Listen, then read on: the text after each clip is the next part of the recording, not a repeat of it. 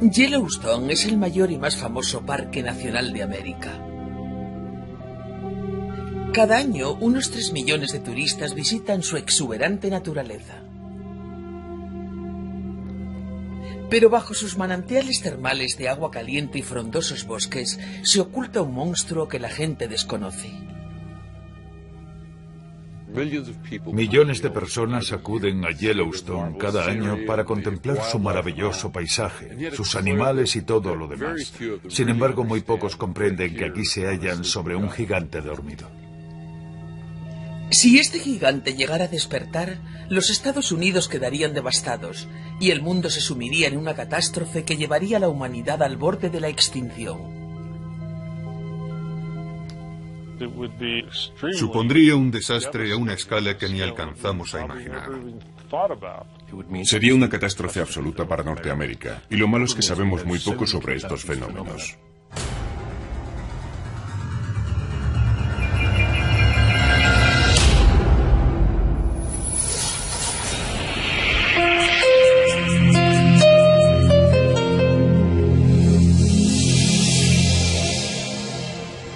Supervolcanes.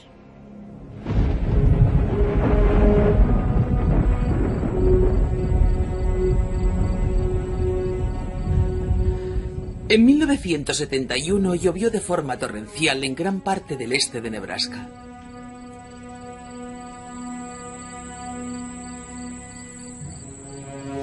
Durante el verano, el paleontólogo Mike Burgess viajaba por las tierras de labranza de la ciudad de Orchard en el Medio Oeste. Lo que allí descubrió superó con creces todas sus expectativas. Iba caminando por esta hondonada en busca de fósiles, como he caminado por miles de hondonadas antes, con la vista fija en el suelo para descubrir pedazos de fósiles que pudiera haber arrastrado la lluvia de la noche anterior.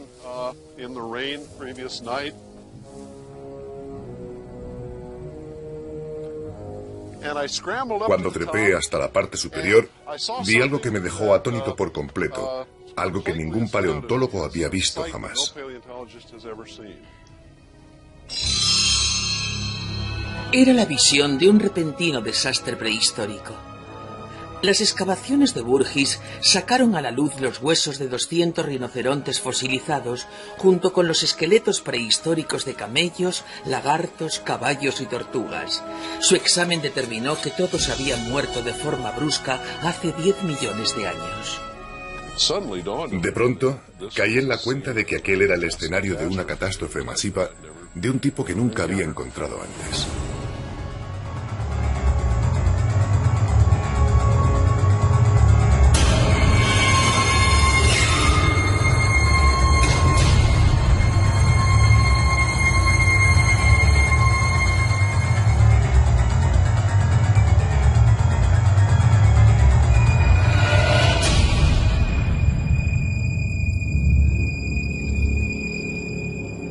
Sin embargo, la causa de la muerte siguió siendo un misterio.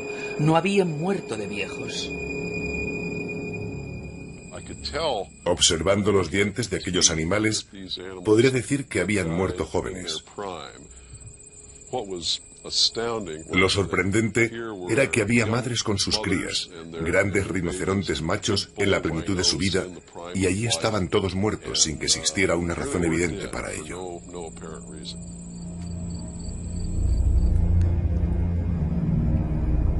La muerte había sorprendido de repente a los animales de Orchard.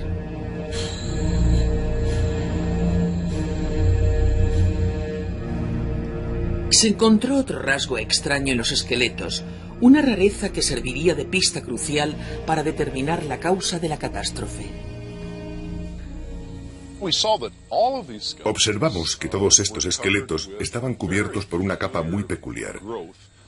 Un material blando que al principio tomé por un depósito mineral.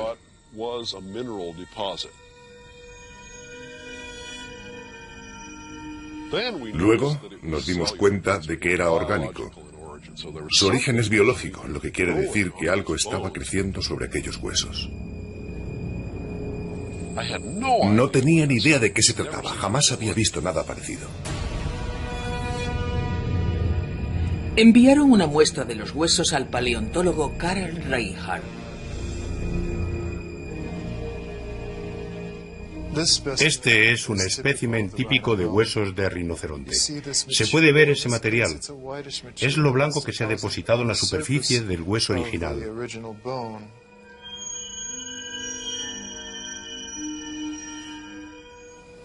Esto me resultaba extraño, pero cuando me remonté a otras de mis experiencias, me di cuenta de que se parecía a algo conocido por los veterinarios, una dolencia llamada enfermedad de Marie.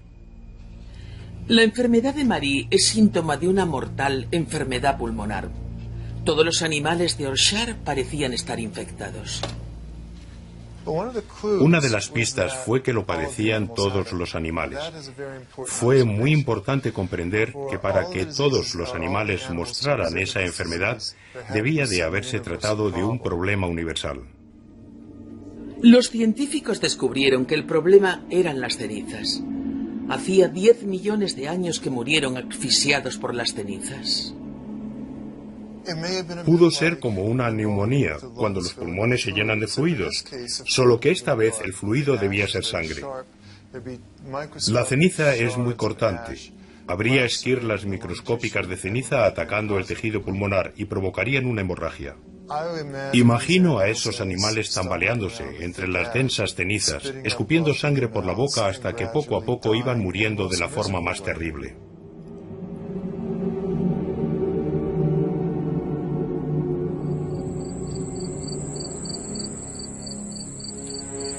Solo un volcán podría haber generado tanta ceniza, pero en las grandes y lisas planicies de Nebraska no hay volcanes.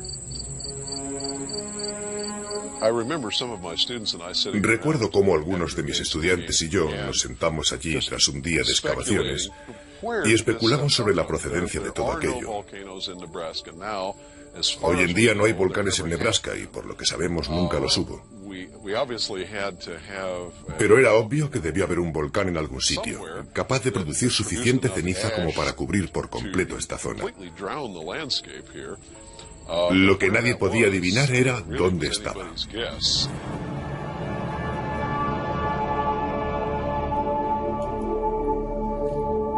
Un geólogo de Idaho descubrió que se había producido una erupción volcánica que coincidía con el desastre de Yorkshire 10 millones de años atrás, pero su origen estaba al otro extremo de Norteamérica.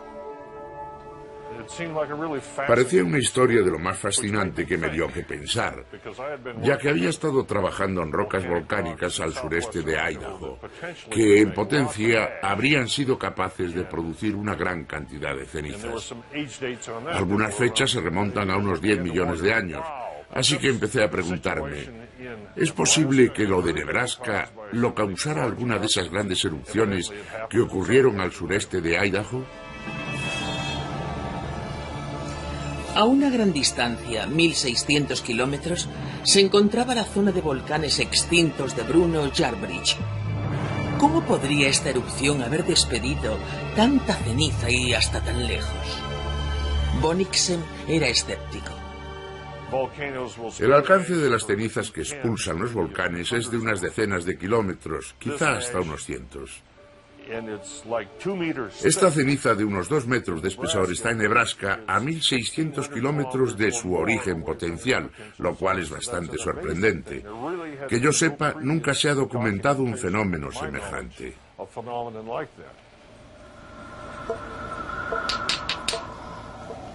A pesar de sus dudas, Bonnicksen decidió comparar la composición química de las cenizas de ambos lugares. Analizó muestras tanto de Bruno Yarbridge como de Yorkshire y trazó su composición mineral en un gráfico en busca de similitudes. Si tienes un grupo de rocas muy parecidas a otras, deben pertenecer a un lugar que no esté muy distante. Realizamos el análisis de las muestras de Yorkshire y pensé que podría intentarlo de nuevo para ver qué parecido tenían entre ellas.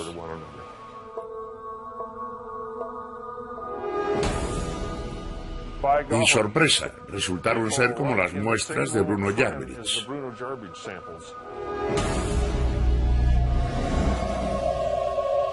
La corazonada de Bonniksen resultó ser correcta. Bruno Yarbridge era culpable de la catástrofe de Orshard.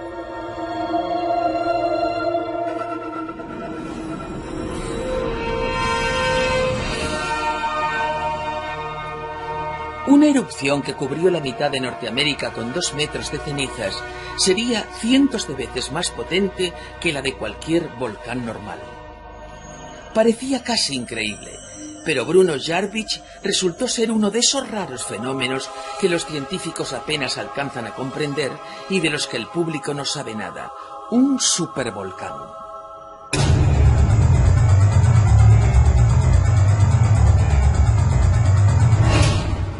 Los supervolcanes son erupciones y explosiones de proporciones catastróficas.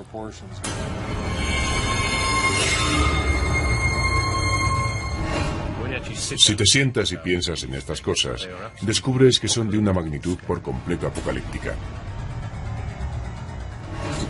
Es difícil concebir una erupción de ese tamaño.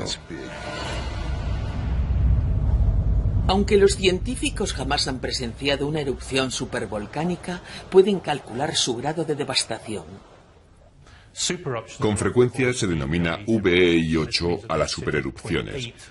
Significa que se sitúan en el punto 8 de lo que se conoce como índice de explosividad volcánica. Va de 0 a 8. Mide la violencia de una erupción volcánica y cada punto representa una erupción 10 veces más poderosa que la anterior. Si tomamos como ejemplo el monte Santa Elena, un VEI5, podemos representar la erupción con un cubo de este tamaño. Esto representa la cantidad de material expulsado durante esa erupción. Si subimos un punto hasta el VEI6, como del tamaño de la de Santorini, podemos representar la cantidad de material expulsado en Santorini con un cubo de este tamaño. Pero si pensamos en las erupciones VEI8, tenemos entre manos algo de un tamaño muy distinto, una explosión colosal. Se pueden representar algunas de las mayores erupciones VEI8 con un cubo de este tamaño. Es enorme. Los volcanes normales están compuestos por una columna de magma, roca fundida, que emerge desde las profundidades de la Tierra, haciendo erupción en la superficie y solidificándose en capas a los lados. Esto forma las familiares cimas redondeadas o montañas con forma cónica. La mayoría de la gente piensa que un volcán es un bonito cono simétrico. Se forma cuando el magma sube hasta la superficie y es expulsado en erupciones explosivas o como lava. La ceniza y varias capas de lava se van acumulando hasta que al final queda la clásica forma de cono.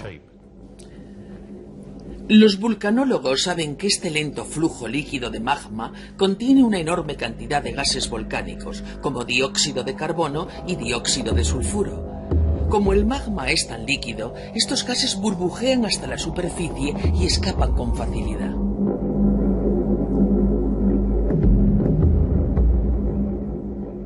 Existen miles de volcanes normales por todo el mundo y cada año entran en erupción unos 50. Pero los supervolcanes son algo muy distinto. En primer lugar, su aspecto es diferente. En vez de ser montañas volcánicas, los supervolcanes forman depresiones en el suelo. Aunque jamás se ha presenciado la erupción de un supervolcán, los científicos han reconstruido cómo se forman gracias al estudio de las rocas que los rodean. Al igual que los volcanes normales, se originan cuando una columna de magma se abre paso desde las profundidades de la Tierra. Bajo ciertas condiciones, el magma, en vez de llegar a la superficie, se acumula y funde la corteza terrestre, convirtiendo la propia roca en un magma más denso. Los científicos no saben por qué, pero en el caso de los supervolcanes siempre se acaba formando un inmenso depósito de roca fundida. Allí el magma es tan denso y viscoso que atrapa los gases volcánicos, alcanzando una presión colosal durante miles de años.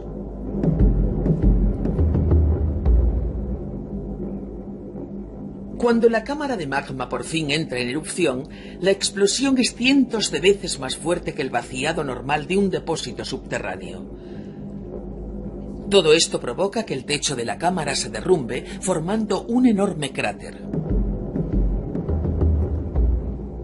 Todas las erupciones de supervolcanes provocan estos cráteres hundidos. Se denominan calderas. El principal factor que determina el tamaño de una erupción es la cantidad de magma depositado. Si se acumula un enorme volumen de magma en la corteza, tendremos una erupción en potencia muy grande. Hay muy pocos lugares que reúnan las condiciones geológicas exactas para crear una enorme cámara de magma, por lo que solo existe un puñado de supervolcanes en todo el mundo. El último que entró en erupción fue el Toba hace 74.000 años. Ningún ser humano moderno ha presenciado una erupción así. Ni siquiera estamos seguros de dónde están todos los supervolcanes. Estamos en el Parque Nacional de Yellowstone, en Norteamérica.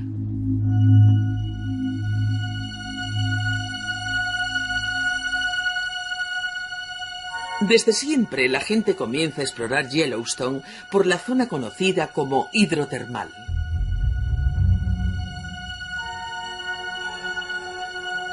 Se suponía que estas fuentes termales y los géiseres no entrañaban peligro alguno.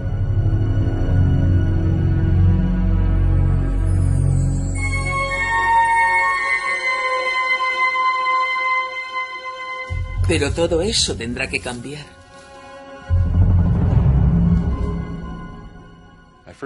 La primera vez que vine a Yellowstone fue a mediados de los 60 para participar en un importante estudio sobre la geología del Parque Nacional. Por aquel entonces yo no tenía ni idea de lo que íbamos a encontrar.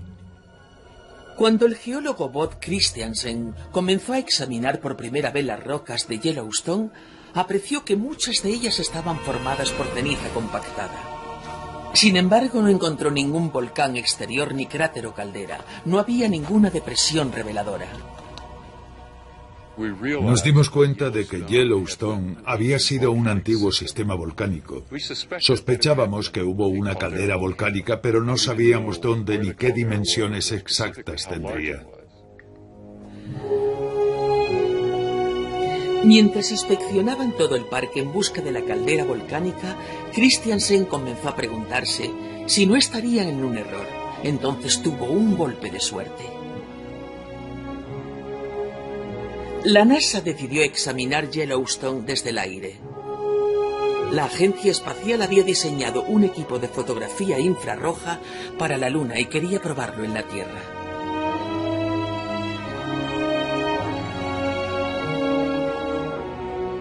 El vuelo de prueba de la NASA tomó las fotografías de Yellowstone más reveladoras que jamás se han visto.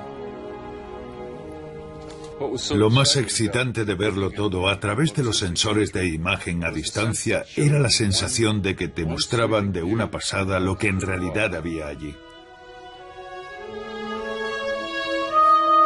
Christiansen no había podido distinguir la antigua caldera desde el suelo porque era demasiado grande. Abarcaba casi todo el parque nacional.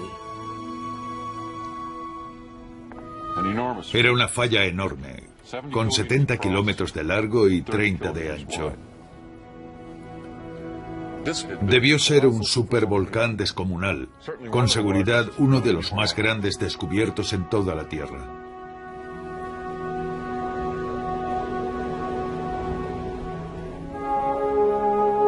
Bob Christiansen estaba decidido a descubrir cuándo había entrado en erupción Yellowstone.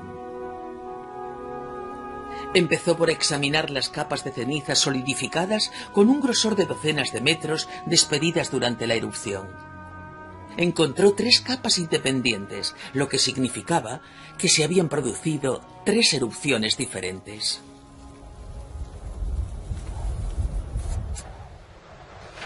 Cuando Christiansen y su equipo fecharon las cenizas de Yellowstone, se encontraron con algo inesperado.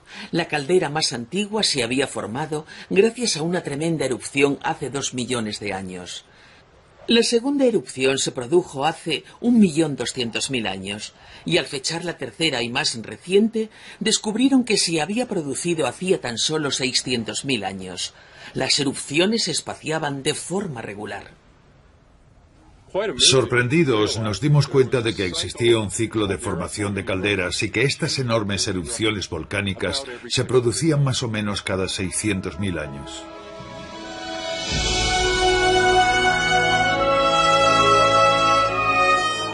Yellowstone tenía un ciclo de erupciones de 600.000 años y la última se había producido justo hacía 600.000.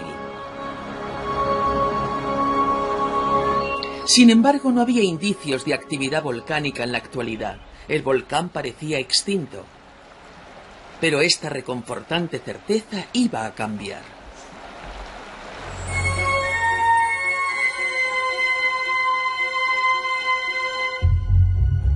Había otro geólogo fascinado por la historia volcánica de Yellowstone.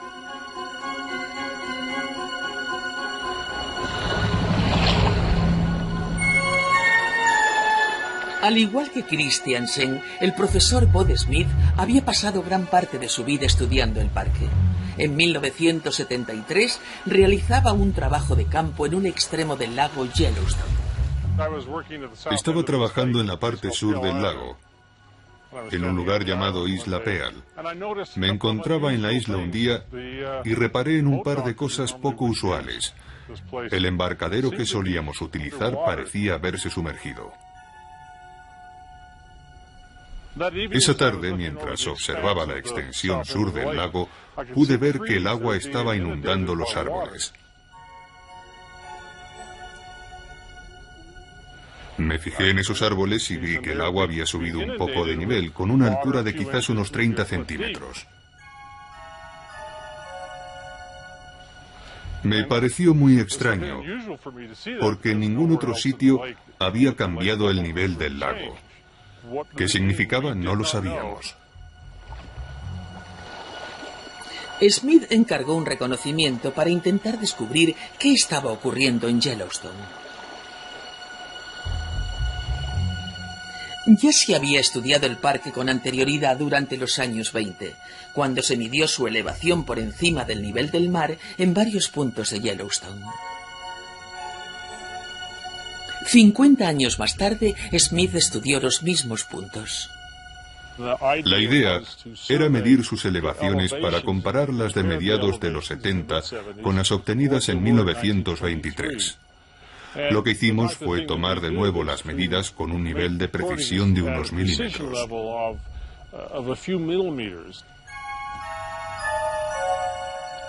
Los dos juegos de cifras deberían haber sido similares, pero según el equipo de investigación, se iba desplazando por el parque. Notaron algo inesperado. El suelo parecía estar elevándose. El investigador dijo que algo estaba mal, pero que no era culpa suya, así que debía ser otra cosa. Volvimos a tomar las medidas con mucho cuidado, y la conclusión a la que llegamos me dejó atónito. La caldera se había levantado hasta aquel momento 740 milímetros en su parte central.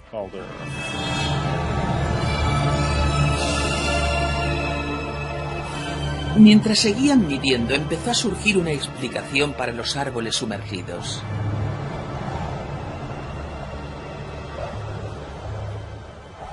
El suelo de la parte norte de Yellowstone se estaba abultando, inclinando el resto del parque hacia abajo. Se estaba levantando sobre la parte firme del lago, inundando con agua los árboles de la orilla.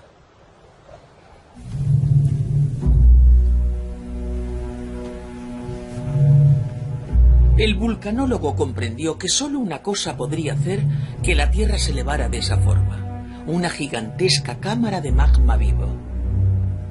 El supervolcán de Yellowstone estaba activo, y si los cálculos de su ciclo eran correctos, la siguiente erupción ya iba con retraso.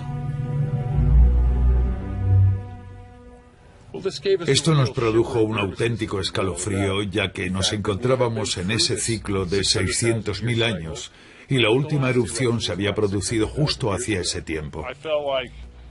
Quería decírselo a la gente, es decir, teníamos entre las manos una bomba. Los científicos habían descubierto el mayor sistema volcánico independiente y activo del mundo. Había muchas preguntas que necesitaban respuesta. ¿Qué dimensiones tenía la cámara de magma subterránea? ¿Qué alcance tendrían los efectos de una erupción? Y lo más importante, ¿cuándo iba a ocurrir?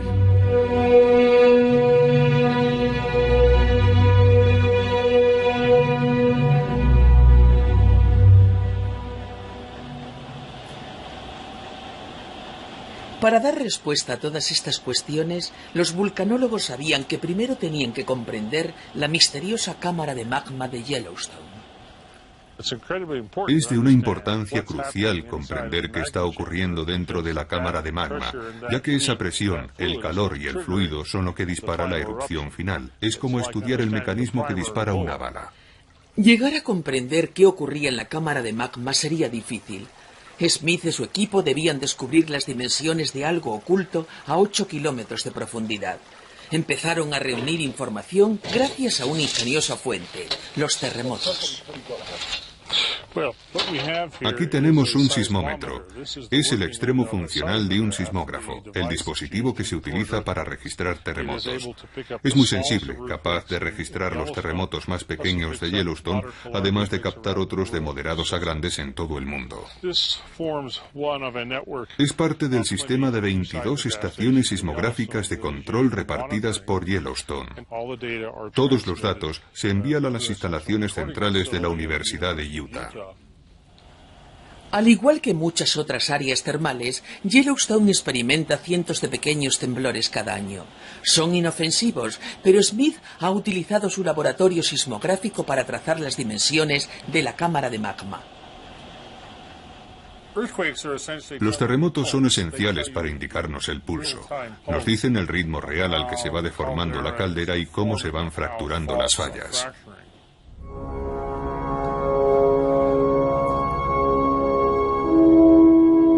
Los 22 sismógrafos permanentes de voz de Smith están repartidos por todo el parque. Detectan las ondas sonoras procedentes de terremotos subterráneos. Las ondas se desplazan a diferente velocidad según la textura de los objetos que atraviesan. Las ondas sonoras que atraviesan roca sólida son más rápidas que las que se desplazan por roca fundida o magma. Midiendo el tiempo que tardan en llegar a cada sismógrafo, Smith puede determinar qué material han atravesado. De esta forma se acaba trazando la imagen de lo que se oculta bajo el parque.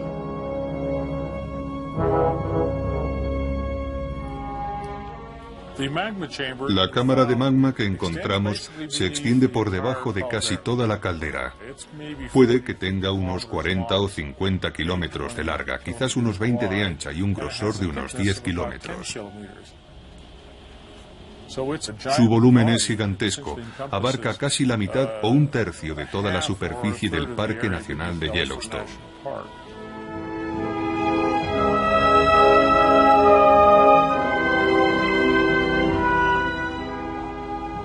La cámara de magma era enorme. Si entrara en erupción sería devastadora. Para descubrir hasta qué punto llegaría la destrucción, los científicos tenían que conocer la fuerza de la erupción. Las pistas las hallarían en un volcán mucho más pequeño situado al otro extremo del mundo.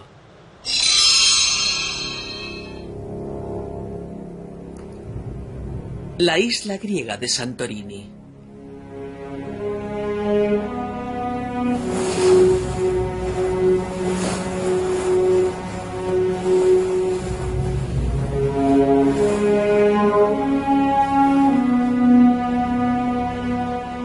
La erupción se produjo hace 3.500 años, y aunque no alcanzó la escala VEI8, sí poseía una pequeña cámara de magma. El profesor Steve Spark ha pasado gran parte de su vida profesional estudiando Santorini. La primera vez que vine a Santorini y empecé a estudiar los depósitos de piedra pómez de las erupciones que formaron la caldera, hallé pruebas de un cambio radical en la fuerza y la violencia de la erupción. Al examinar las capas de piedra pómez, Spark descubrió que las cámaras de magma podrían haber erupcionado con una fuerza casi inimaginable, con gran alcance de destrucción. Existen pruebas de un repentino aumento de la potencia.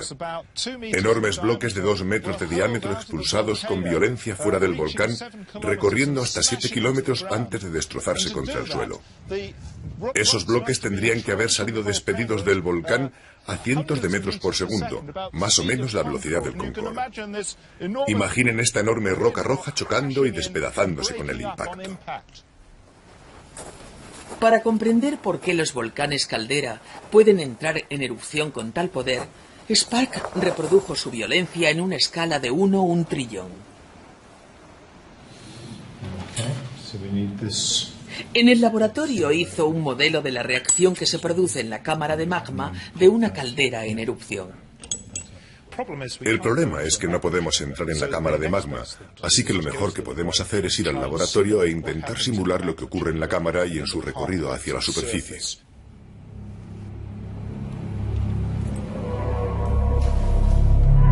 Sparks pensaba que al escapar el gas volcánico atrapado en la cámara podría ser el responsable de la violencia de las erupciones. Dentro de un frasco de cristal, la cámara de magma vertió una mezcla de resina de pino y acetona. La resina reproducía el magma y la acetona simulaba los gases volcánicos atrapados como el dióxido de carbono y el dióxido de sulfuro. La resina de pino es un material muy denso y pegajoso, por lo que tiene algunas de las propiedades del magma. Así que pensamos que si podíamos encontrar un gas que disolviera la resina de pino, como la acetona, podríamos conseguir un sistema en el laboratorio que representara un caso natural.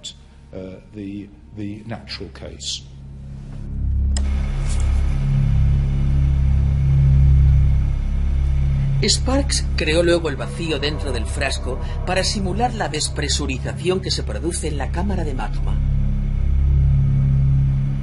Cuando un supervolcán entra en erupción, el gas volcánico disuelto se puede expandir.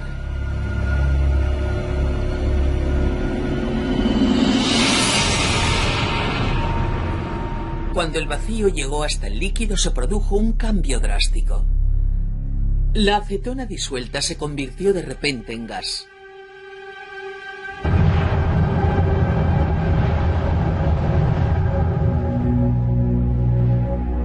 La resina se expandió provocando un violento burbujeo y haciendo que el contenido explosionara fuera de la cámara. Estos experimentos nos ofrecen muchísima información sobre el enorme poder de los gases que produce una solución y hacen posibles estas explosiones tan violentas.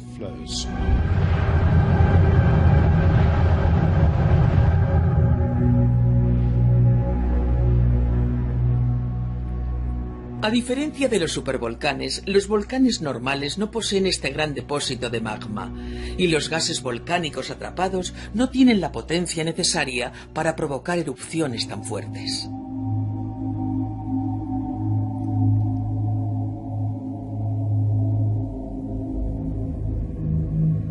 Pero los experimentos de laboratorio no pueden responder a la pregunta más intrigante relacionada con Yellowstone. ¿Cuándo se producirá la próxima erupción? Los científicos se enfrentan a un problema. Jamás han visto un supervolcán en erupción. Hasta que se observe y analice una erupción VEI-8, nadie sabrá qué determinados precursores podrían encontrarse en la erupción de Yellowstone. Podemos hacer modelos de volcanes y de su actividad en un ordenador del laboratorio, pero necesitamos datos derivados de la observación para que sean más realistas. Nunca se han estudiado científicamente ni documentado los precursores de las erupciones volcánicas gigantes, por lo que no sabemos qué debemos buscar.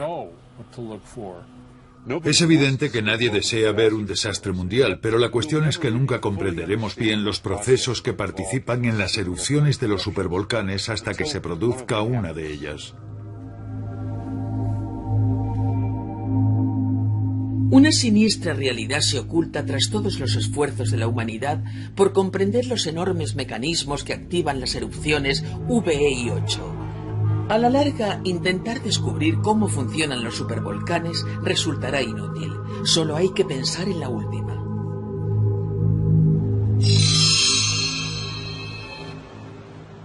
Hace 74.000 años, un supervolcán entró en erupción aquí, en Sumatra.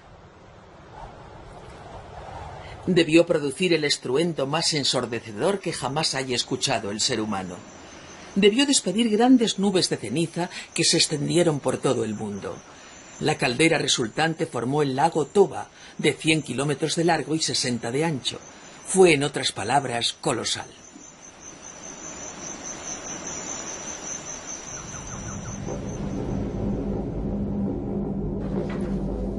Los científicos solo están empezando a comprender los efectos de tal cantidad de ceniza sobre el clima del planeta.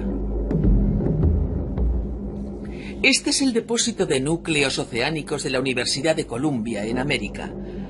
Contiene miles de muestras de fondos marinos de todo el mundo, una mirilla histórica que permite a los científicos como Michael Rampino echar un vistazo a la historia volcánica.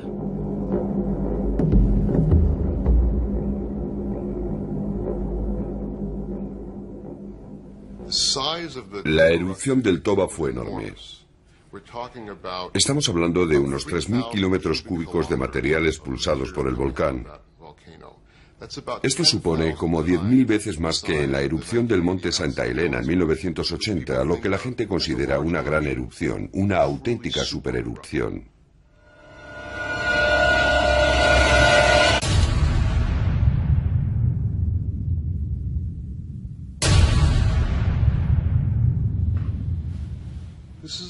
Esta es la perforación de un núcleo oceánico procedente de la parte central del Océano Índico.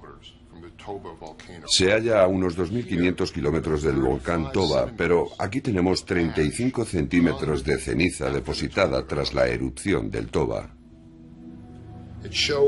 Esto demuestra que esa fue una erupción supervolcánica, que fue muchísimo más grande que cualquier otra erupción volcánica que se aprecie en los registros geológicos. El análisis químico de la ceniza indica que esta erupción era rica en azufre, liberando a la estratosfera una gran cantidad de dióxido de azufre y otros gases que se transformarían en aerosoles de ácido sulfúrico y afectarían al clima de la Tierra durante años. Hace ya mucho tiempo que los científicos saben que las cenizas volcánicas pueden afectar al clima del planeta.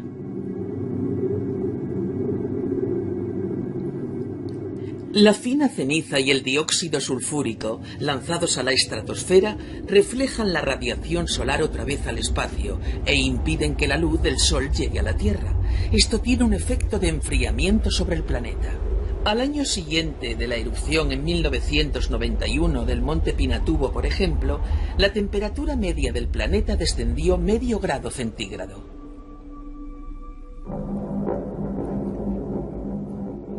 Comparando la cantidad de ceniza proyectada por los volcanes del pasado y su efecto sobre la temperatura de la Tierra, Rampino pudo estimar la repercusión de la erupción del Toba sobre el clima del planeta hace 74.000 años.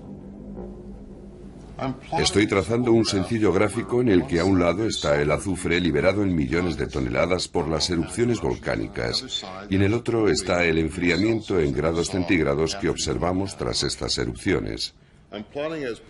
Señalo como puntos las erupciones históricas como la del monte Santa Elena, el Krakatoa, Pinatubo y Tambora. Existe una clara relación entre el azufre liberado a la atmósfera y el enfriamiento. Basándose en esta relación entre el azufre liberado por los grandes volcanes y el enfriamiento global, Rampino puede calcular la bajada de la temperatura provocada por la erupción del Toba. Podemos ver que este tipo de gráfico predice que la erupción del Toba fue tan grande que el cambio de temperatura posterior pudo haber sido una bajada de unos 5 grados centígrados. Algo muy importante. Un enfriamiento del planeta muy acusado. Una bajada media de 5 grados centígrados en la temperatura global habría sido devastadora, provocando que el verano en Europa se congelara e induciendo el invierno volcánico.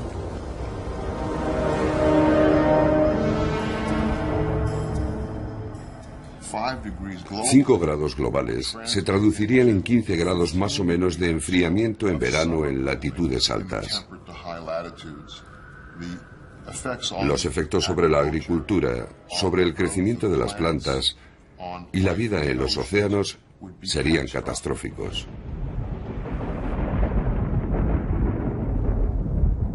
Esta catástrofe mundial debió continuar durante años, afectando de forma importante a la vida en la Tierra. Pero, ¿qué repercusión tuvo sobre los seres humanos? La respuesta podría hallarse enterrada no solo en las rocas antiguas, sino también dentro de todos nosotros.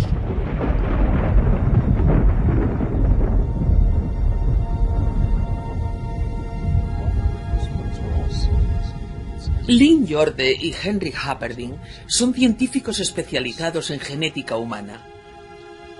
Desde comienzos de los años 90 han estudiado el ADN mitocondrial utilizando esta información para investigar el pasado de la humanidad. La mayor parte de nuestra información genética se almacena en el núcleo de nuestras células, pero existe una pequeña cantidad separada en otro elemento, la parte que produce la energía de las células, la mitocondria.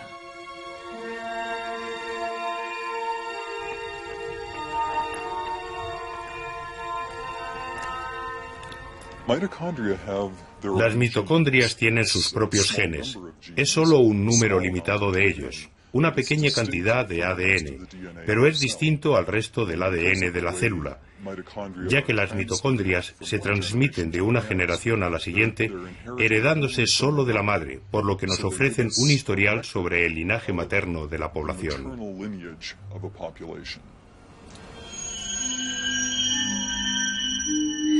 Solo se hereda el ADN mitocondrial de la madre.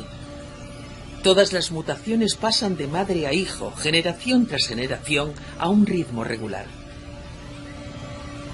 Al cabo del tiempo, todas estas mutaciones se acumulan en una población. Cada acontecimiento de nuestro pasado, cada hecho fundamental, un aumento de población, un descenso de ella o el intercambio de personas de una población a otra, cambian la composición del ADN mitocondrial, de forma que poseemos un registro de nuestro pasado escrito en nuestros genes mitocondriales.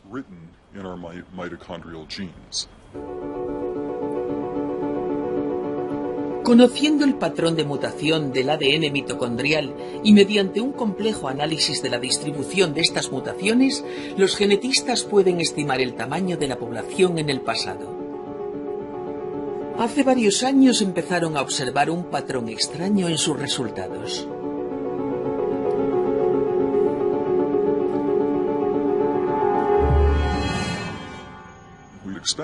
Esperábamos encontrar un patrón que se ajustara a un tamaño de población bastante constante.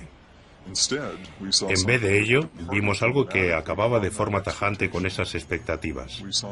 Hallamos un patrón que coincidía mucho más con una drástica reducción del tamaño de la población en algún punto de nuestro pasado.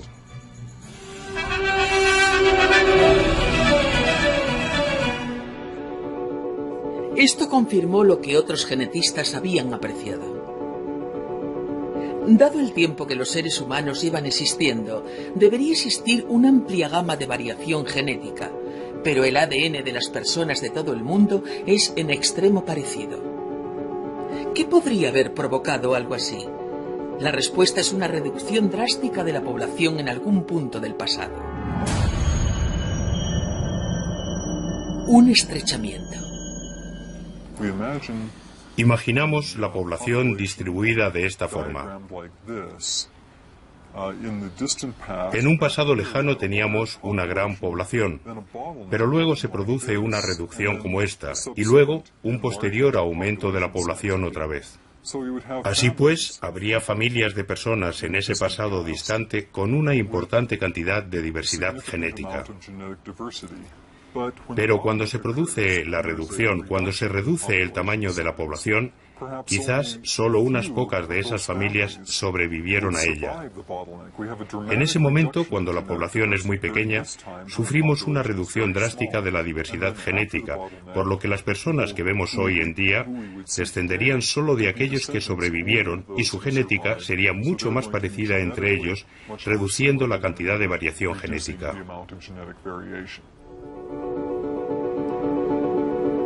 El ADN humano es tan parecido que los científicos concluyeron que la reducción de la población había sido catastrófica. Parecía increíble pensar en todos nosotros, que ahora somos 6.000 millones de personas en la Tierra, y lo que esos datos nos indicaban era que nosotros, toda nuestra especie, se había reducido a tan solo unos pocos miles. Lo vimos de repente. Teníamos algo que decir sobre la historia de la humanidad.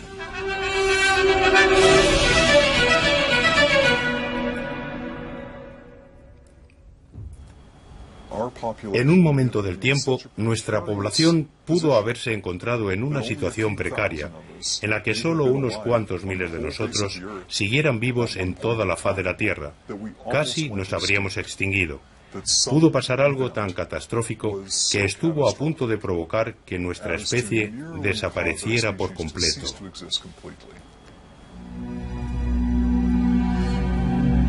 Es una revelación asombrosa, pero la clave era descubrir cuándo había ocurrido.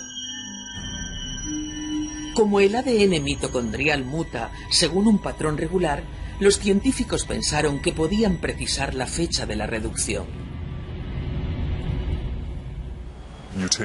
Las mutaciones de las mitocondrias tienen lugar con regularidad temporal, por lo que el número de mutaciones nos ofrece un marco temporal que podemos usar para aproximar la fecha del acontecimiento. En el caso de la reducción de población, pensamos que podría haberse producido entre 70 y 80.000 años atrás, con un margen de error de algunos miles de años. Así pues, la verdadera cuestión es ¿qué podría haber causado semejante reducción? Una tan extrema que provocara que la población humana descendiera hasta 5 o 10.000 sujetos.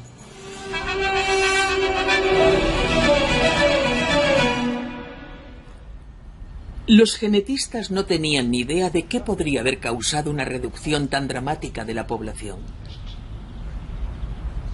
Henry Happerdin empezó a recorrer universidades dando charlas sobre esta reducción.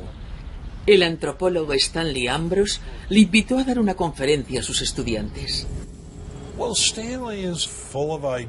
Stanley tiene muchas ideas. Es el tipo de científico que va cogiendo cosas de aquí y de allá y luego las coloca todas juntas. Me senté a escuchar su charla y él comenzó a hablar sobre esa reducción de la población humana.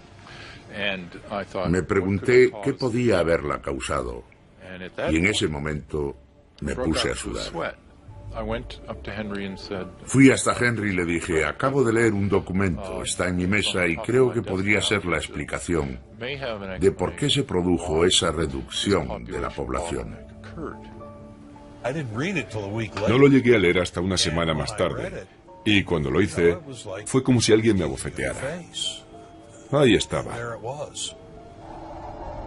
El documento trataba sobre la supererupción en Sumatra de un volcán llamado Toba.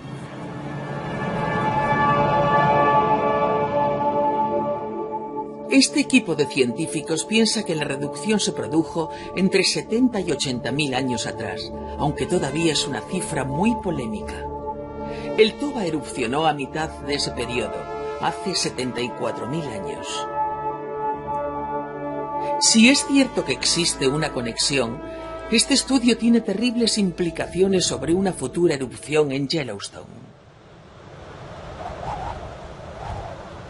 Podría ser de un tamaño y violencia similares al del Toba. Al igual que este volcán, tendría un efecto devastador, no solo en la región circundante, Norteamérica, sino en todo el mundo.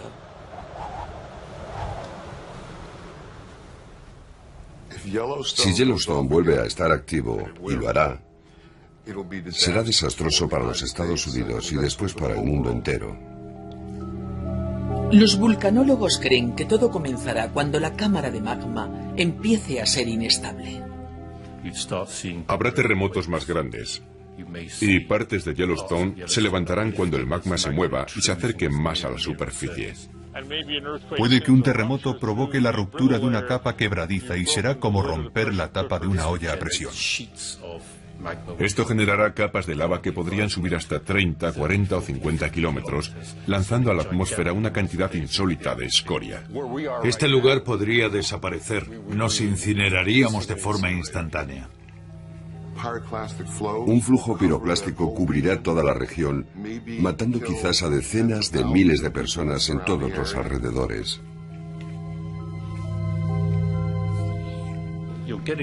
Hablamos de una erupción que apenas podemos imaginarnos, porque nunca se ha visto algo semejante.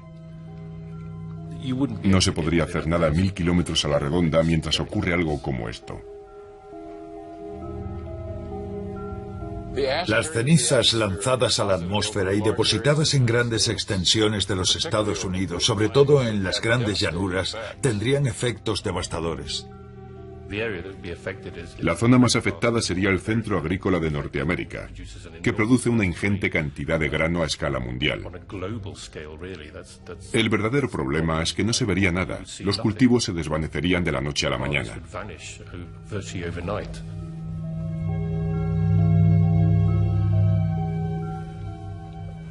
Tendría consecuencias para toda la actividad económica básica, dejando aparte los cambios climáticos que podrían generarse.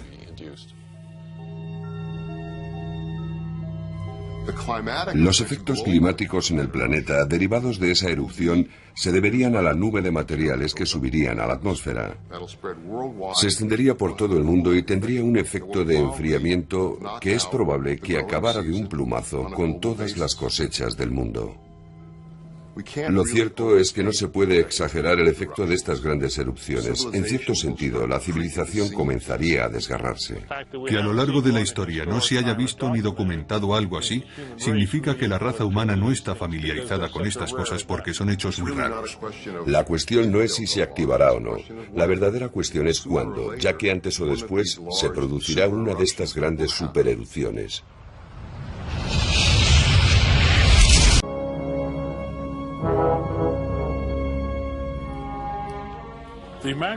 La cámara de magma que encontramos se extiende por debajo de casi toda la caldera.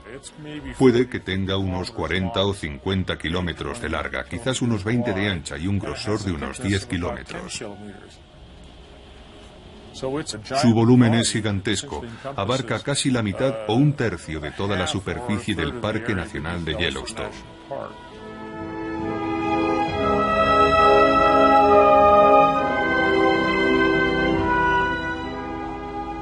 La cámara de magma era enorme. Si entrara en erupción sería devastadora. Para descubrir hasta qué punto llegaría la destrucción, los científicos tenían que conocer la fuerza de la erupción. Las pistas las hallarían en un volcán mucho más pequeño situado al otro extremo del mundo.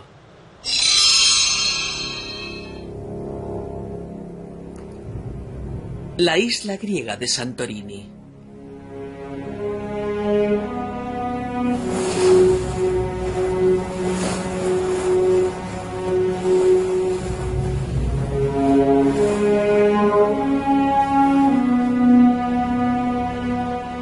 La erupción se produjo hace 3.500 años, y aunque no alcanzó la escala VEI8, sí poseía una pequeña cámara de magma. El profesor Steve Spark ha pasado gran parte de su vida profesional estudiando Santorini. La primera vez que vine a Santorini y empecé a estudiar los depósitos de piedra pómez de las erupciones que formaron la caldera, hallé pruebas de un cambio radical en la fuerza y la violencia de la erupción. Al examinar las capas de piedra pómez, Spark descubrió que las cámaras de magma podrían haber erupcionado con una fuerza casi inimaginable, con gran alcance de destrucción. Existen pruebas de un repentino aumento de la potencia. Enormes bloques de 2 metros de diámetro expulsados con violencia fuera del volcán, recorriendo hasta 7 kilómetros antes de destrozarse contra el suelo. Esos bloques tendrían que haber salido despedidos del volcán a cientos de metros por segundo, más o menos la velocidad del Concorde. Imaginen esta enorme roca roja chocando y despedazándose con el impacto. Para comprender por qué los volcanes caldera pueden entrar en erupción con tal poder, Spark reprodujo su violencia en una escala de 1 a 1 trillón. En el laboratorio hizo un modelo de la reacción que se produce en la cámara de magma de una caldera en erupción. El problema es que no podemos... En primer lugar, su aspecto es diferente. En vez de ser montañas volcánicas, los supervolcanes forman depresiones en el suelo. Aunque jamás se ha presenciado la erupción de un supervolcán, los científicos han reconstruido cómo se forman gracias al estudio de las rocas que los rodean. Al igual que los volcanes normales, se originan cuando una columna de magma se abre paso desde las profundidades de la Tierra. Bajo ciertas condiciones, el magma, en vez de llegar a la superficie, se acumula y funde la corteza terrestre, convirtiendo la propia roca en un magma más denso.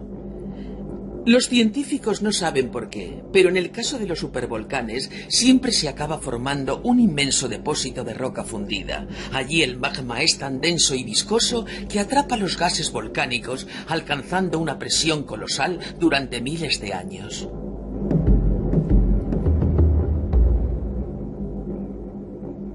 Cuando la cámara de magma por fin entra en erupción, la explosión es cientos de veces más fuerte que el vaciado normal de un depósito subterráneo. Todo esto provoca que el techo de la cámara se derrumbe, formando un enorme cráter. Todas las erupciones de supervolcanes provocan estos cráteres hundidos. Se denominan calderas.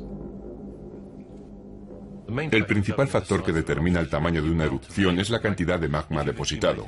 Si se acumula un enorme volumen de magma en la corteza, tendremos una erupción en potencia muy grande. Hay muy pocos lugares que reúnan las condiciones geológicas exactas para crear una enorme cámara de magma, por lo que solo existe un puñado de supervolcanes en todo el mundo. El último que entró en erupción fue el Toba hace 74.000 años. Ningún ser humano moderno ha presenciado una erupción así. Ni siquiera estamos seguros de dónde están todos los supervolcanes. Estamos en el Parque Nacional de Yellowstone, en Norteamérica.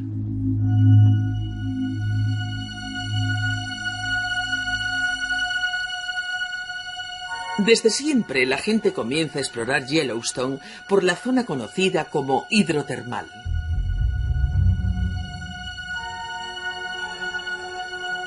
Se suponía que estas fuentes termales y los géiseres no entrañaban peligro alguno.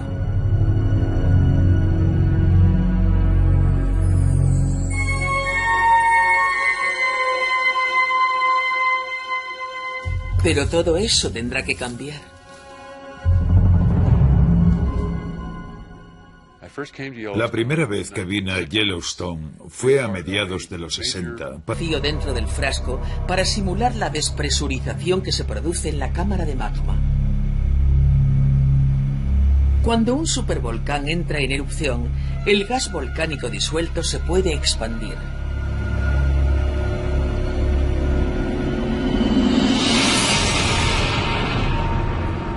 Cuando el vacío llegó hasta el líquido se produjo un cambio drástico.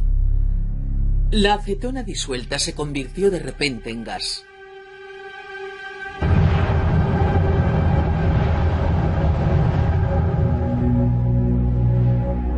La resina se expandió provocando un violento burbujeo y haciendo que el contenido explosionara fuera de la cámara. Estos experimentos nos ofrecen muchísima información sobre el enorme poder de los gases que produce una solución y hacen posibles estas explosiones tan violentas.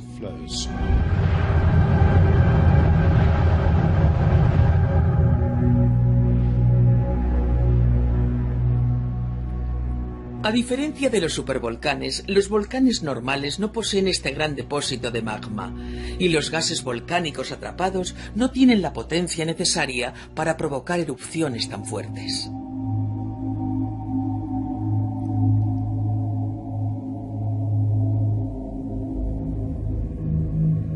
Pero los experimentos de laboratorio no pueden responder a la pregunta más intrigante relacionada con Yellowstone.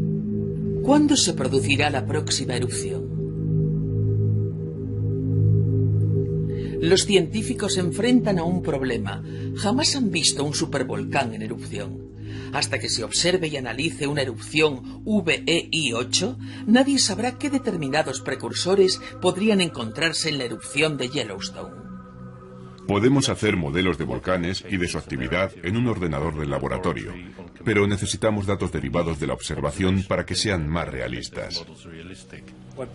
Nunca se han estudiado científicamente ni documentado los precursores de las erupciones volcánicas gigantes, por lo que no sabemos qué debemos buscar. Es evidente que nadie desea ver un desastre mundial, pero la cuestión es que nunca comprenderemos bien los procesos que participan en las erupciones de los supervolcanes hasta que se produzca una de ellas. Una siniestra realidad se oculta tras todos los esfuerzos de la humanidad por comprender los enormes mecanismos que activan las erupciones VEI-8. A la larga, intentar descubrir cómo funcionan los supervolcanes resultará inútil.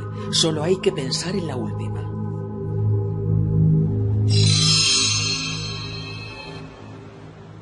Hace 74.000 años... Una catástrofe absoluta para Norteamérica. Y lo malo es que sabemos muy poco sobre estos fenómenos.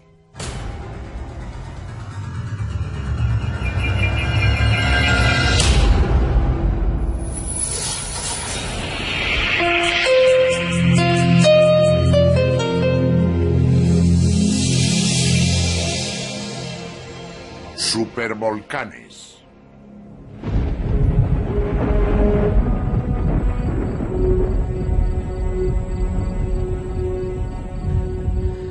En 1971 llovió de forma torrencial en gran parte del este de Nebraska.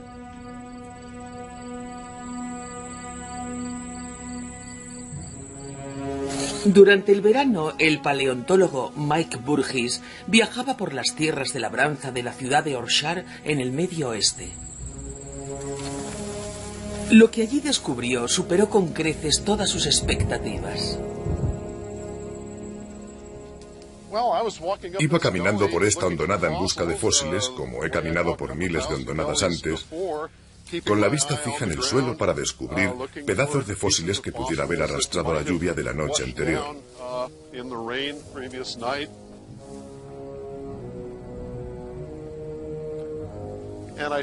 Cuando trepé hasta la parte superior, vi algo que me dejó atónito por completo, algo que ningún paleontólogo había visto jamás. Era la visión de un repentino desastre prehistórico.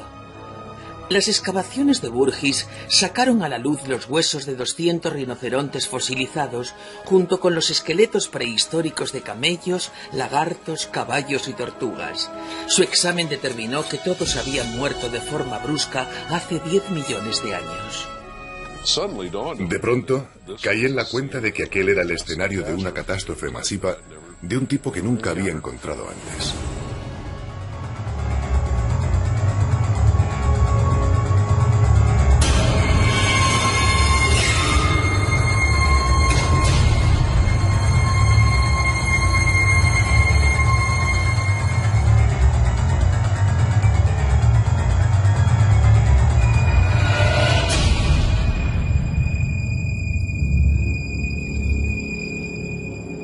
Sin embargo, la causa de la muerte siguió siendo un misterio.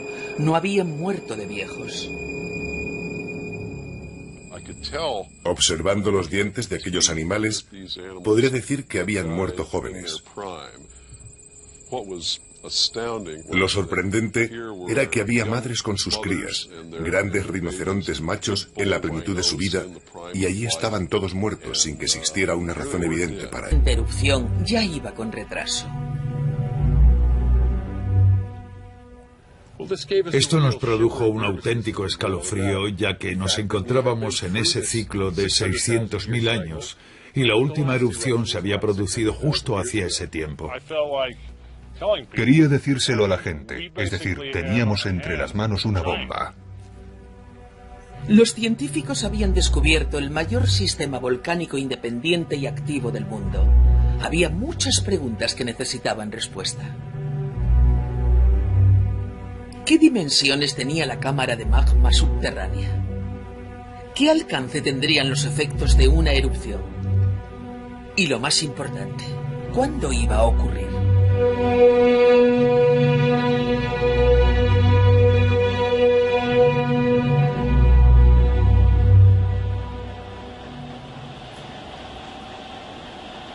Para dar respuesta a todas estas cuestiones, los vulcanólogos sabían que primero tenían que comprender la misteriosa cámara de magma de Yellowstone. Es de una importancia crucial comprender qué está ocurriendo dentro de la cámara de magma, ya que esa presión, el calor y el fluido son lo que dispara la erupción final. Es como estudiar el mecanismo que dispara una bala. Llegar a comprender qué ocurría en la cámara de magma sería difícil.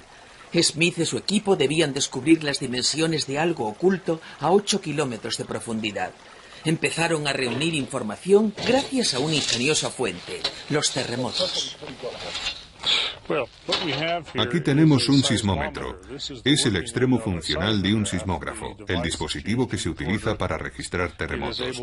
Es muy sensible, capaz de registrar los terremotos más pequeños de Yellowstone, además de captar otros de moderados a grandes en todo el mundo. Es parte del sistema de 22 estaciones sismográficas de control repartidas por Yellowstone. Todos los datos se envían a las instalaciones centrales de la Universidad de Utah. Al igual que muchas otras áreas termales, Yellowstone experimenta cientos de pequeños temblores cada año. Son inofensivos, pero Smith ha utilizado su laboratorio sismográfico para trazar las dimensiones de la cámara de magma. Los terremotos son esenciales para indicarnos el pulso. Nos dicen el ritmo real al que se va deformando la caldera y cómo se van fracturando las fallas.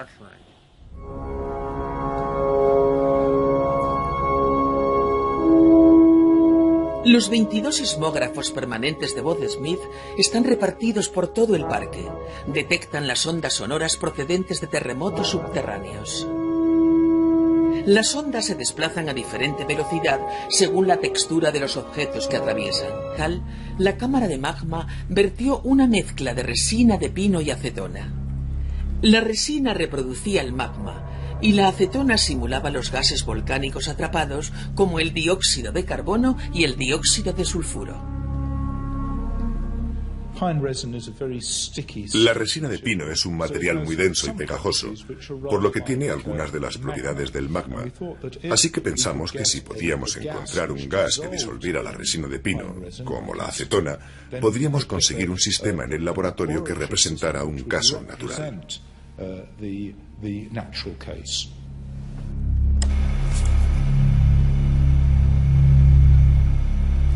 Sparks creó luego el vacío dentro del frasco para simular la despresurización que se produce en la cámara de magma. Cuando un supervolcán entra en erupción, el gas volcánico disuelto se puede expandir.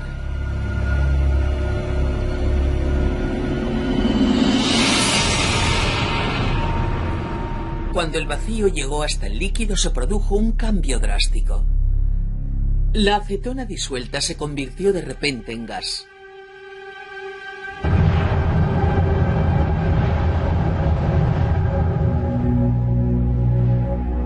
La resina se expandió provocando un violento burbujeo y haciendo que el contenido explosionara fuera de la cámara. Estos experimentos nos ofrecen muchísima información sobre el enorme poder de los gases que produce una solución y hacen posibles estas explosiones tan violentas.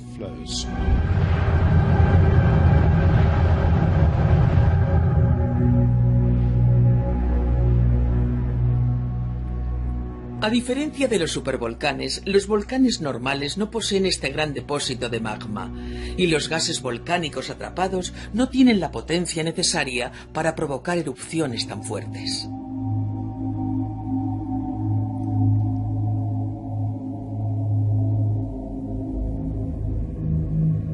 Pero los experimentos de laboratorio no pueden responder a la pregunta más intrigante relacionada con Yellowstone. ¿Cuándo se producirá la próxima erupción? Los científicos se enfrentan a un problema. Jamás han visto un supervolcán en erupción. Hasta que se observe y analice una erupción VEI-8, nadie sabrá qué determinados precursores podrían encontrarse en la erupción de Yellowstone. Podemos hacer modelos de volcanes y de su actividad en un ordenador del laboratorio, pero necesitamos datos derivados de la observación para que sean más realistas.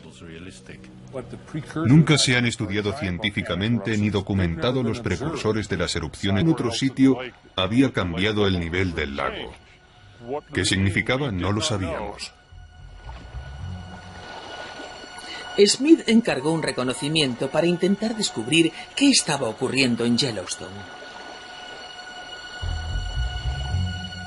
Ya se había estudiado el parque con anterioridad durante los años 20, cuando se midió su elevación por encima del nivel del mar en varios puntos de Yellowstone. 50 años más tarde, Smith estudió los mismos puntos. La idea era medir sus elevaciones para comparar las de mediados de los 70 con las obtenidas en 1923. Lo que hicimos fue tomar de nuevo las medidas con un nivel de precisión de unos milímetros.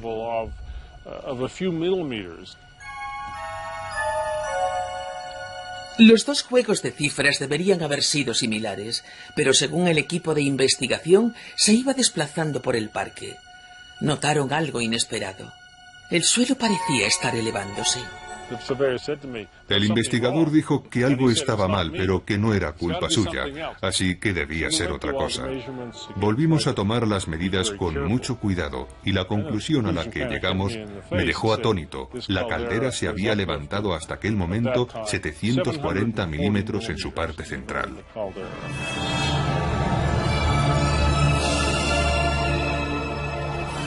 Mientras seguían midiendo, empezó a surgir una explicación para los árboles sumergidos.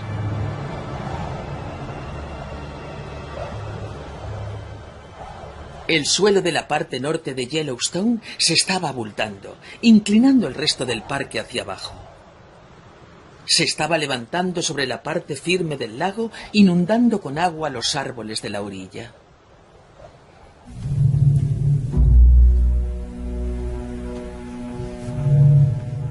El vulcanólogo comprendió que solo una cosa podría hacer que la Tierra se elevara de esa forma: una gigantesca cámara de magma vivo.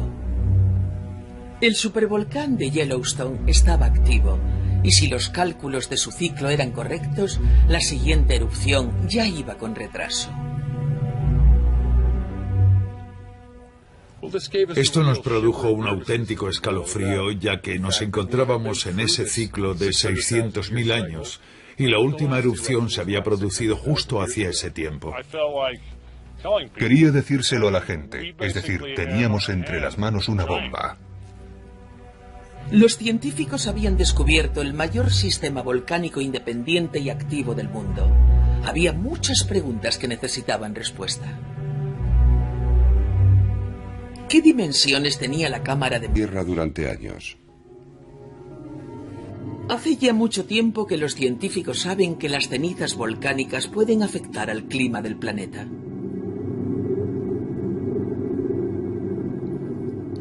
La fina ceniza y el dióxido sulfúrico, lanzados a la estratosfera, reflejan la radiación solar otra vez al espacio e impiden que la luz del Sol llegue a la Tierra. Esto tiene un efecto de enfriamiento sobre el planeta. Al año siguiente de la erupción en 1991 del monte Pinatubo, por ejemplo, la temperatura media del planeta descendió medio grado centígrado.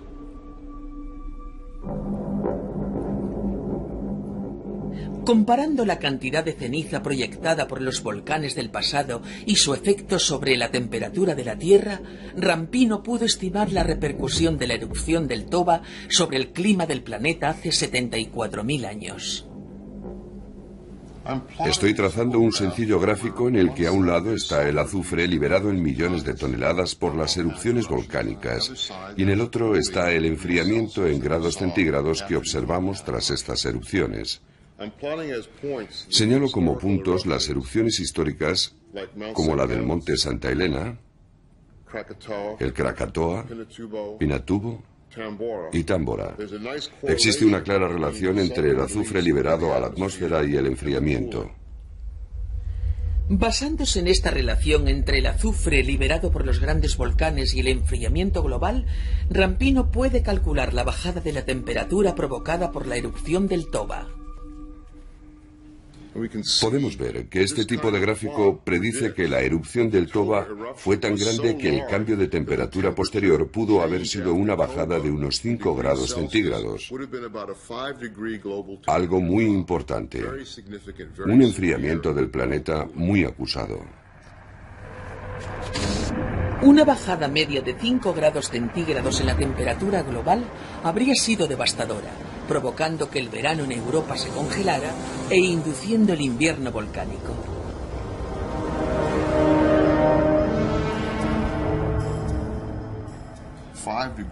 Cinco grados globales se traducirían en 15 grados más o menos de enfriamiento en verano en latitudes altas. Los efectos sobre la agricultura, sobre el crecimiento de las plantas y la vida en los océanos serían catastróficos.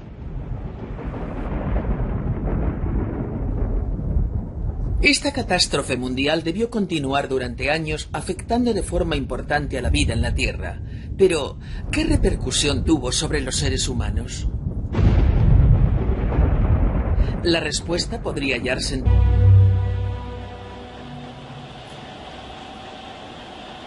Para dar respuesta a todas estas cuestiones, los vulcanólogos sabían que primero tenían que comprender la misteriosa cámara de magma de Yellowstone. Es de una importancia crucial comprender qué está ocurriendo dentro de la cámara de magma, ya que esa presión, el calor y el fluido son lo que dispara la erupción final. Es como estudiar el mecanismo que dispara una bala. Llegar a comprender qué ocurría en la cámara de magma sería difícil. Smith y su equipo debían descubrir las dimensiones de algo oculto a 8 kilómetros de profundidad. Empezaron a reunir información gracias a una ingeniosa fuente, los terremotos. Aquí tenemos un sismómetro. Es el extremo funcional de un sismógrafo, el dispositivo que se utiliza para registrar terremotos. Es muy sensible, capaz de registrar los terremotos más pequeños de Yellowstone, además de captar otros de moderados a grandes en todo el mundo. Es parte del sistema de 22 estaciones sismográficas de control repartidas por Yellowstone. Todos los datos se envían a las instalaciones centrales de la Universidad de Utah. Al igual que muchas otras áreas termales, Yellowstone experimenta cientos de pequeños temblores cada año. Son inofensivos, pero Smith ha utilizado su laboratorio sismográfico para trazar las dimensiones de la cámara de magma. Los terremotos son esenciales para indicarnos el pulso. Nos dicen el ritmo real al que se va deformando la caldera y cómo se van fracturando las fallas.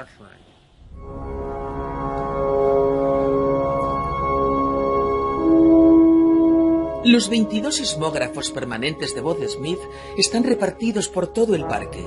Detectan las ondas sonoras procedentes de terremotos subterráneos.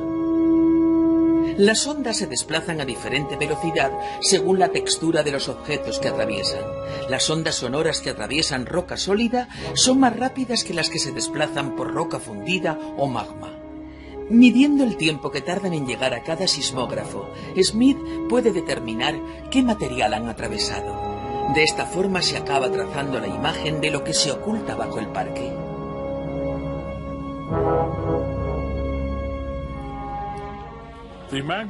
La cámara de magma que encontramos se extiende por debajo de casi toda la caldera. Puede que tenga unos 40 o 50 kilómetros de larga, quizás unos 20 de ancha y un grosor de unos 10 kilómetros. Su volumen es gigantesco, abarca casi la mitad o un tercio de toda la superficie del Parque Nacional de Yellowstone.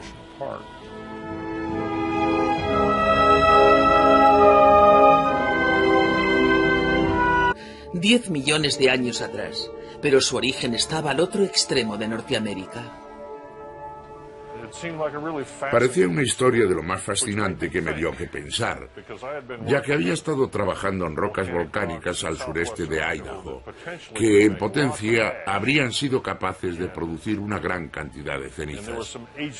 Algunas fechas se remontan a unos 10 millones de años, así que empecé a preguntarme, ¿es posible que lo de Nebraska lo causara alguna de esas grandes erupciones que ocurrieron al sureste de Idaho? A una gran distancia, 1.600 kilómetros, se encontraba la zona de volcanes extintos de Bruno Yarbridge. ¿Cómo podría esta erupción haber despedido tanta ceniza y hasta tan lejos? Bonnicksen era escéptico. El alcance de las cenizas que expulsan los volcanes es de unas decenas de kilómetros, quizá hasta unos cientos. Esta ceniza de unos 2 metros de espesor está en Nebraska, a 1.600 kilómetros de su origen potencial, lo cual es bastante sorprendente. Que yo sepa, nunca se ha documentado un fenómeno semejante.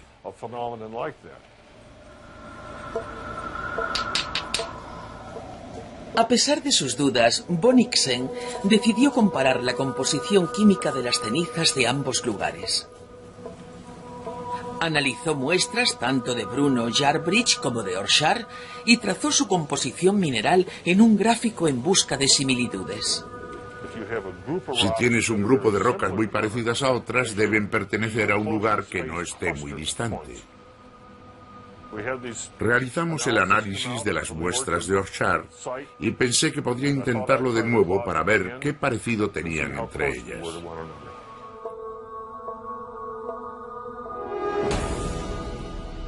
Y sorpresa, resultaron ser como las muestras de Bruno Yarbridge.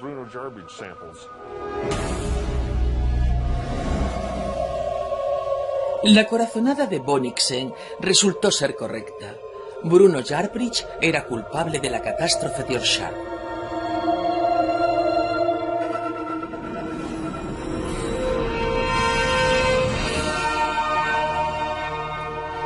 Una erupción que cubrió la mitad de Norteamérica con 2 metros de cenizas sería cientos de veces más potente que la de cualquier volcán normal.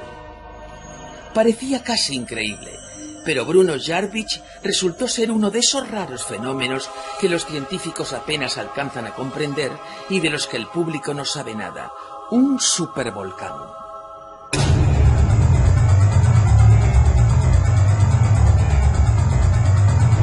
A una ingeniosa fuente, los terremotos. Aquí tenemos un sismómetro. Es el extremo funcional de un sismógrafo, el dispositivo que se utiliza para registrar terremotos. Es muy sensible, capaz de registrar los terremotos más pequeños de Yellowstone, además de captar otros de moderados a grandes en todo el mundo. Es parte del sistema de 22 estaciones sismográficas de control repartidas por Yellowstone.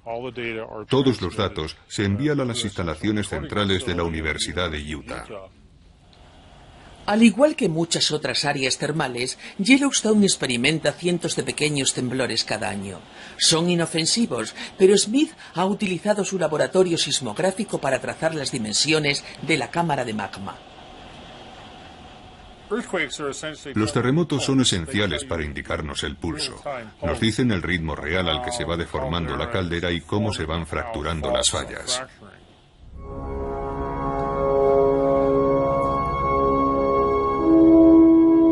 Los 22 sismógrafos permanentes de voz de Smith están repartidos por todo el parque. Detectan las ondas sonoras procedentes de terremotos subterráneos. Las ondas se desplazan a diferente velocidad según la textura de los objetos que atraviesan. Las ondas sonoras que atraviesan roca sólida son más rápidas que las que se desplazan por roca fundida o magma. Midiendo el tiempo que tardan en llegar a cada sismógrafo, Smith puede determinar qué material han atravesado. De esta forma se acaba trazando la imagen de lo que se oculta bajo el parque.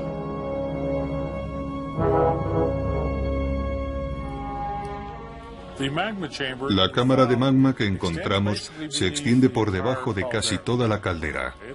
Puede que tenga unos 40 o 50 kilómetros de larga, quizás unos 20 de ancha y un grosor de unos 10 kilómetros. Su volumen es gigantesco, abarca casi la mitad o un tercio de toda la superficie del Parque Nacional de Yellowstone.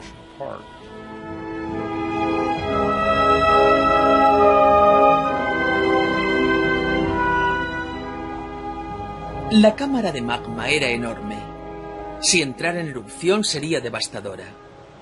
Para descubrir hasta qué punto llegaría la destrucción, los científicos tenían que conocer la fuerza de la erupción. Las pistas las hallarían en un volcán mucho más pequeño situado al otro extremo del mundo.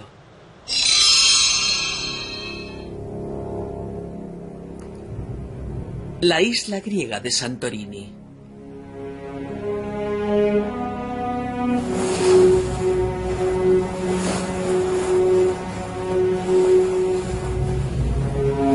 así que debía ser otra cosa. Volvimos a tomar las medidas con mucho cuidado y la conclusión a la que llegamos me dejó atónito. La caldera se había levantado hasta aquel momento 740 milímetros en su parte central.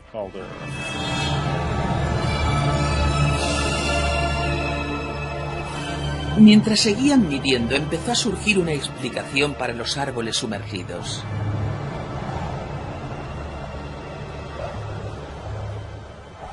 El suelo de la parte norte de Yellowstone se estaba abultando, inclinando el resto del parque hacia abajo. Se estaba levantando sobre la parte firme del lago, inundando con agua los árboles de la orilla.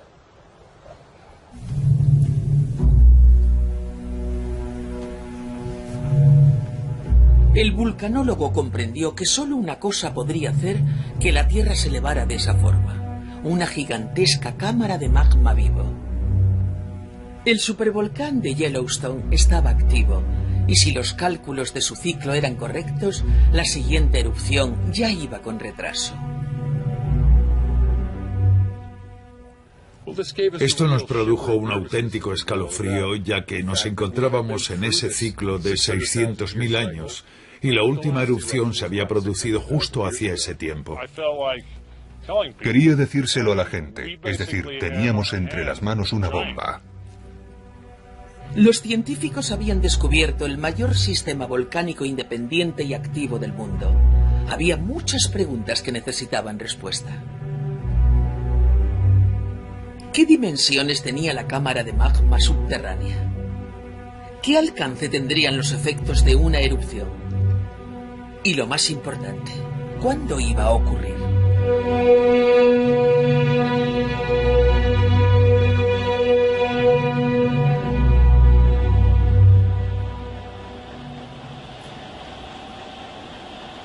Para dar respuesta a todas estas cuestiones, los vulcanólogos sabían que primero tenían que comprender la misteriosa cámara de magma de Yellowstone. Es de una importancia crucial comprender qué está ocurriendo dentro de la cámara de magma, ya que esa presión, el calor y el fluido son lo que dispara la erupción final. Es como estudiar el mecanismo que dispara una bala. Llegar a comprender qué ocurría en la cámara de magma sería difícil. Smith y su equipo debían descubrir las dimensiones de algo oculto a 8 kilómetros de profundidad. Empezaron a reunir información gracias a una ingeniosa fuente: los terremotos. Aquí tenemos un sismómetro. Es el extremo funcional de un sismógrafo, el dispositivo que se utiliza para registrar terremotos. Es muy sensible, capaz de registrar